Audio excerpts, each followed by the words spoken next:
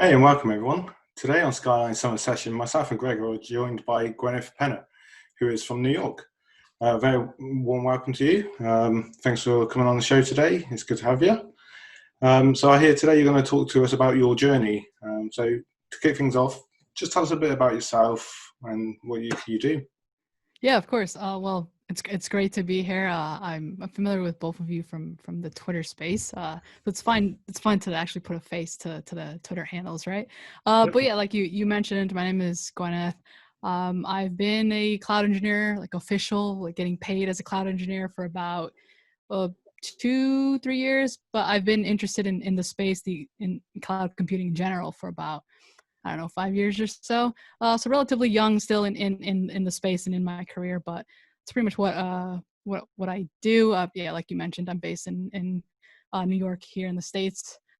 And yeah, it's great to be here. Cool, nice one. So, Gwyneth, tell us a little bit about your current role, what you're currently doing day to day just now, and kind of how did you get there? Kind of like your journey so far.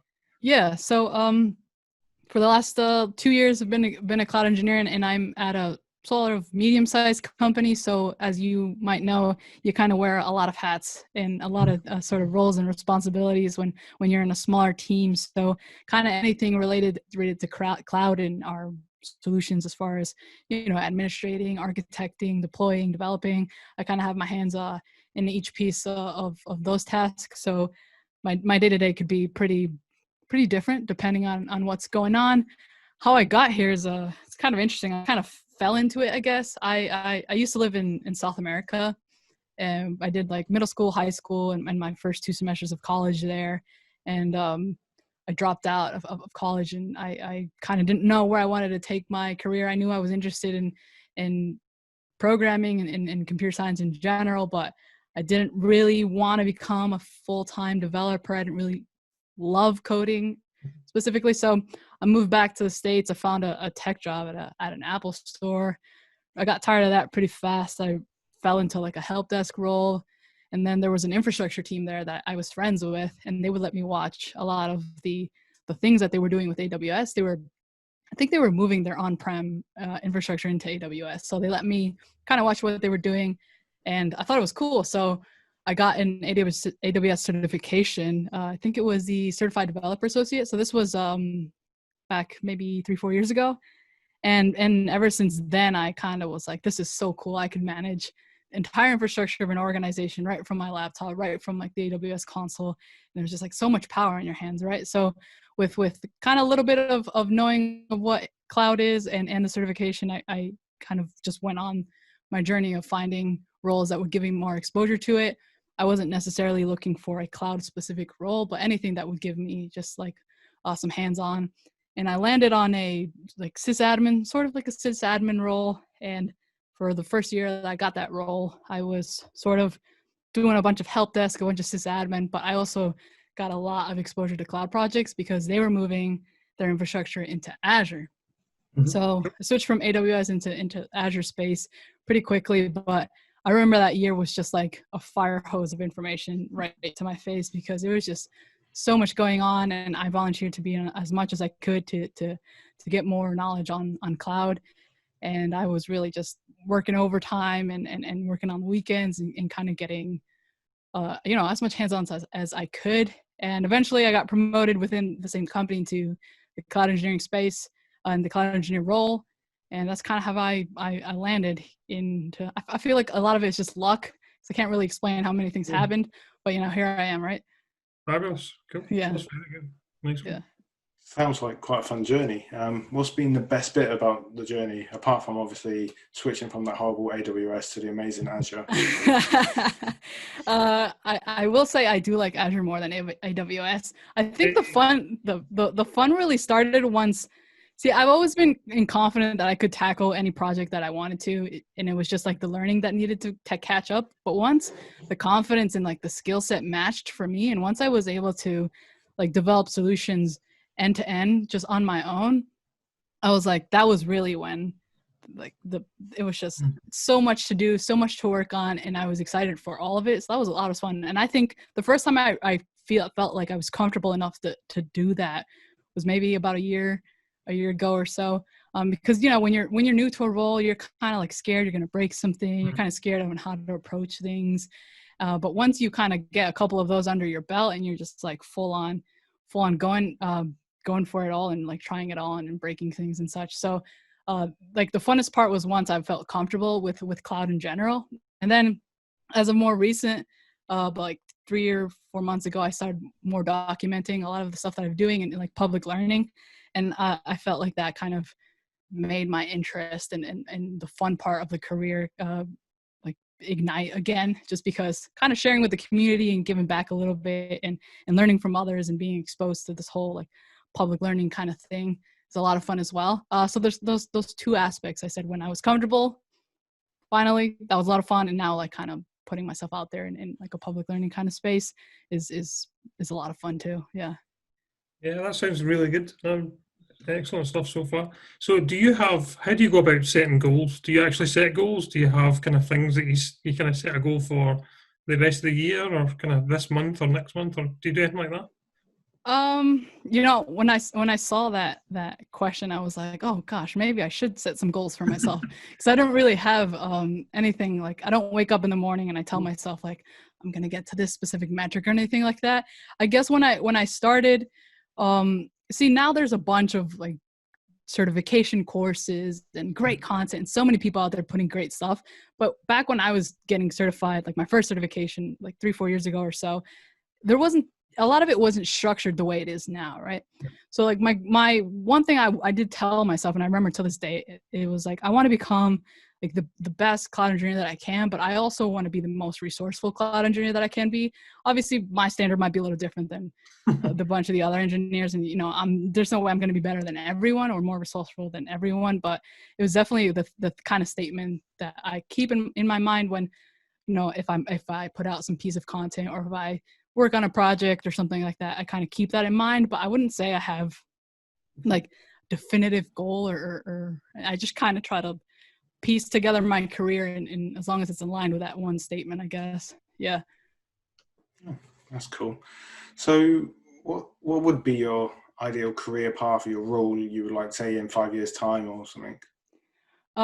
Yeah, see, that's another question. I was like, goodness, I really need to start thinking about these more important things, right? I mean, I would say I am still very much enjoying the space. So I want to continue growing, continue being a cloud engineer and continue learning and all of that.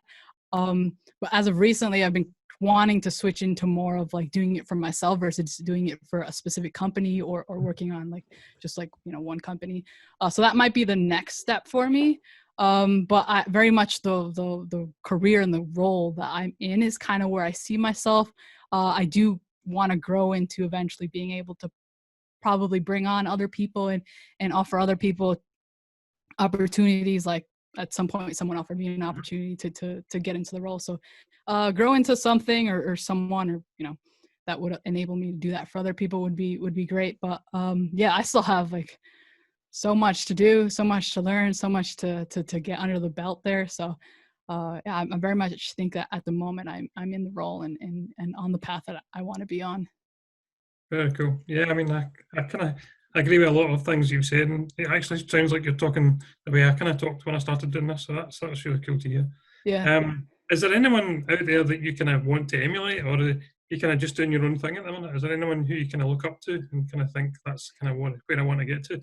I don't have a specific name, but there are a lot of people that I know I can go to if I have questions, which is great. You definitely are someone who I read a lot of your stuff, and then I take notes from like the way you present certain things, the way you teach certain things. So that's always very useful, and having just like role models who have been in the role and in the career, and just being able to have a conversation with you is great. And I applaud you for doing that stuff and being available.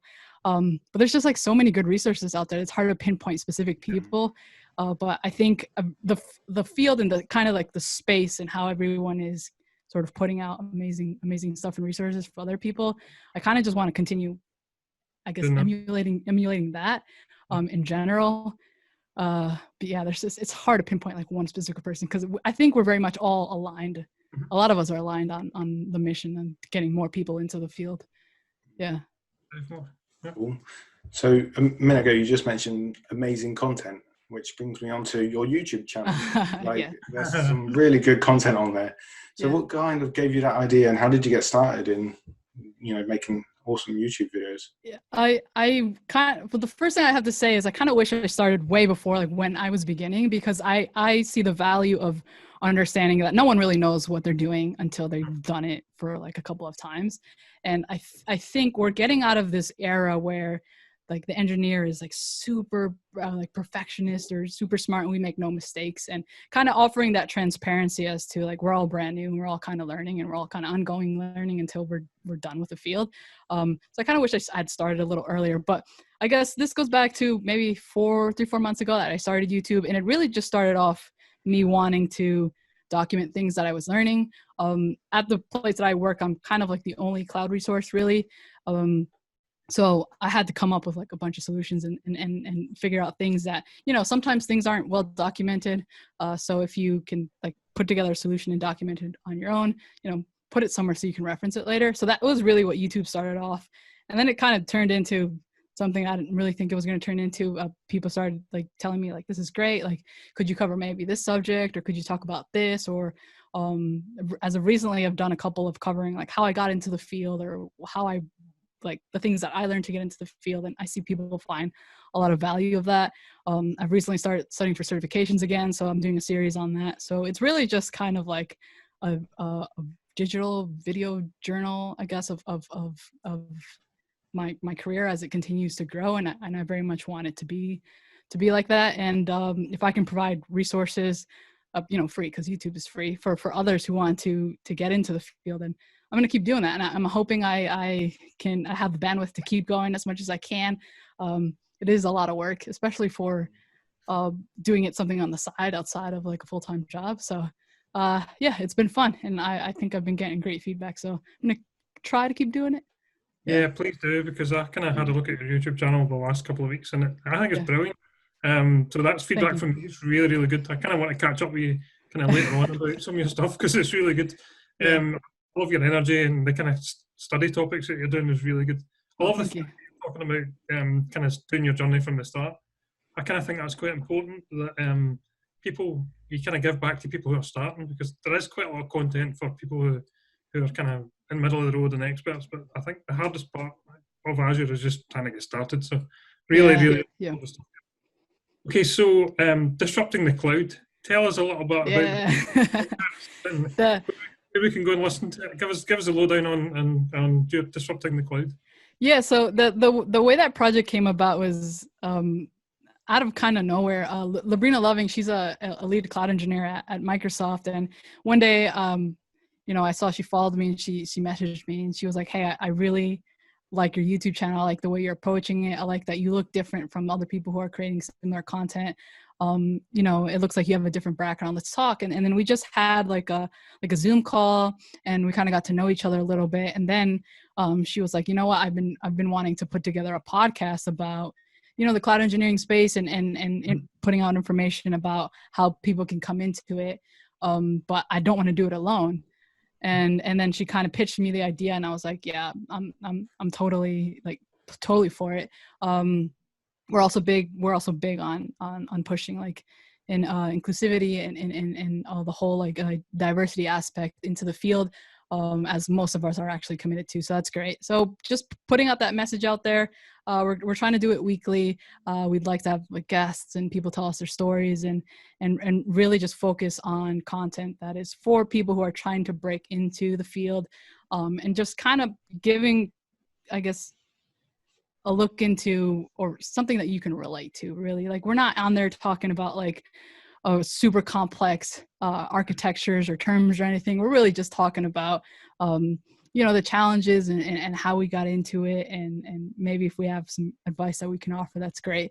But yeah, that's the kind of how that came together. It came together very natural and such. So I'm very proud of it, and I hope to be able to keep up. Another thing, it's like hard to do outside of the day job, right? But but it's been getting great feedback too. And then we'll probably have episodes every week. or so. So And yeah. how do people, the viewers and kind of listeners, how do they find that? What's the kind of URL for that? Yeah, so it's Twitter's probably the easiest way to go. So it's Disrupt the Cloud. All the links will be there every time there's a new episode. We'll tweet it out. I think we have disruptthecloud.com, disruptingthecloud.com. We have a bunch of different URLs, but go to Twitter, and that'll be probably the easiest one. I'll have like everything nice and organized in there. Sounds brilliant. I'm definitely going to subscribe to that. Yes, thank you. Same. Yeah, I appreciate that. So apart from obviously listening to your podcast, looking at your YouTube videos, how else can sort of people get? What tips do you have for people coming into the cloud? Cloud engineering. What kind of things would you recommend they do? Okay, so I think I recently spoke to someone about this, but there's sort of three things I would say is,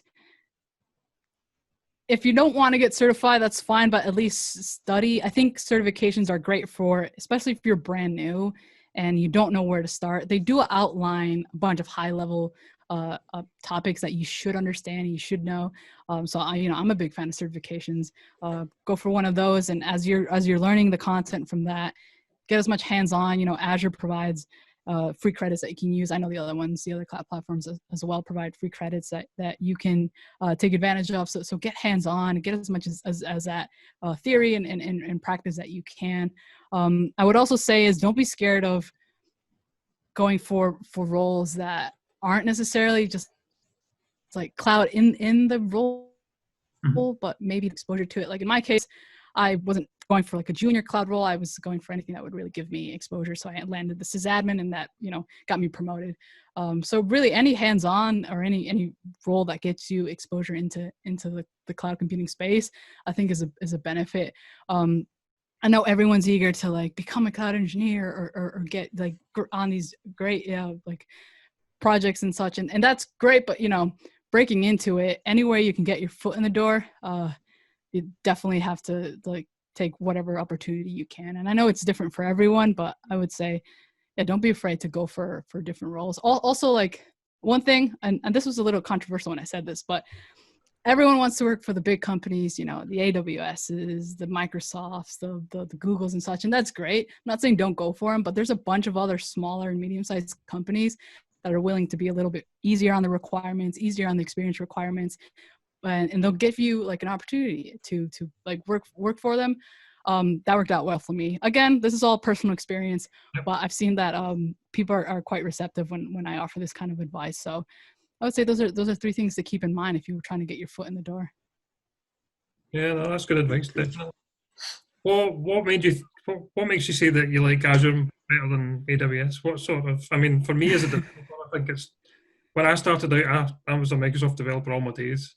I kind of started looking at AWS and thought, oh my goodness, what is all this? And I just found the developer experience for starting my Azure was much, much easier. But what's your opinion on why you said AWS is not as good as Microsoft? The first thing that pops into my mind is the UI. I don't know how familiar you are with the AWS UI, but it's very confusing in my opinion. Not a fan of it. Azure it seems a little more easier to get going. Again, the place I was working with is a Microsoft shop.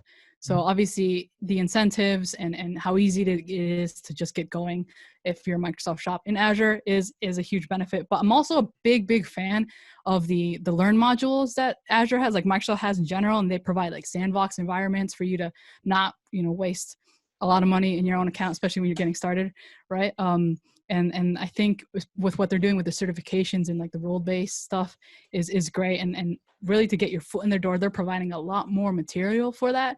And I'm a big fan of that too. I think I've had a lot of experience with the developer advocates at Microsoft, and they're always very receptive on social media. And if you need help, they're pretty quick to getting back to you. The MVP community is great as well. They're willing to help all the time. So I guess it's a combination of all those things that make me have like a soft spot for Azure in my heart. And I also think like they're kind of seen as the underdog. Everyone wants to go to AWS because it's like the new shiny thing for some reason. And I kind of always have been a fan of like the underdogs. So that's also like why Azure has like a soft spot in my heart. But you know, I will say like pick whichever one you want. At the end of the day, if you learn one well, you'll probably be able to find your way in the other one. So yeah. I've got one other question I was going to ask you. What sort of exams have you planning on doing? You're doing is it the AZ300 series on YouTube? Is that right? Yeah. So I took the AZ900 just to prove a point, whereas I think entry-level certifications are great, even if you're a professional, because they get you in the habit of studying. And when you're trying to get in a habit of something, it's hard to go for like, if your first certification is going to be like AZ, like the DevOps, I think it's 400. That's a massive certification. You're going to kind of set yourself up for failure. So I'm a big fan of the entry-level ones for no matter like what level you're in, because it gets that habit going. So I took that one. I have the AWS Certified Developer Associate, and then I'm taking the 303. That's the one that I'm doing the whole study note series around, and I plan to take that one next 2 weeks or 3 weeks or so. Yeah. Good luck. Yeah, thank you. Yeah. So I think we've got some fun questions now. Yeah. So you mentioned in your sort of spare time you do your YouTube and your podcast, but in your spare time, what do you like to do?